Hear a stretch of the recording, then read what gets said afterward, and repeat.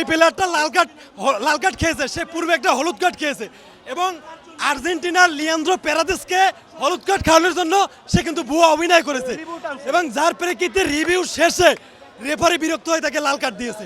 অতএব এখানে ব্রাজিল ফ্যানরা কি বলছে তারা এখন বাদ পড়ে তাদের বিবেক বোধ হারিয়ে ফেলেছে। খেলার ভিতরে ভয় থাকবে, আতঙ্ক থাকবে, উত্তেজনা থাকবে স্বাভাবিক। তবে কিন্তু আর্জেন্টিনা একটা গেম চেঞ্জার। তবে আর্জেন্টিনা দলটা আমাদের সকল ট্র্যাজেডি থেকে জয় ছিনিয়ে আনতে আমরা দেখেছি। অতএব সকল পরিস্থিতিতেই আমরা বিশ্বাস রাখি এই দলটা আমাদেরকে হতাশ করবে না, জয় ছিনিয়ে নিয়ে আসবে। যদি ম্যাচটা জয় ছাড়া যদি পরাজয় হতো তাহলে একটু মানে অবস্থা খারাপ হয়ে যেত, কিন্তু এখন যেহেতু জিতে গেছি এখন আর কোনো সমস্যা নেই, এখন আরও ভিজতে পারি। আর্জেন্টিনাকে পছন্দ করি বিধায় টিএসসিতে ঝড় বৃষ্টির ভিতরে সেই 12টার সময় খেলা দেখতে চলে আসছি। মানে মন থেকে চাই ঝড় বৃষ্টি আসলে কোনো বিষয় না, যদি আরও বেশি কিছু হতো তাও খেলা দেখতে আসতাম।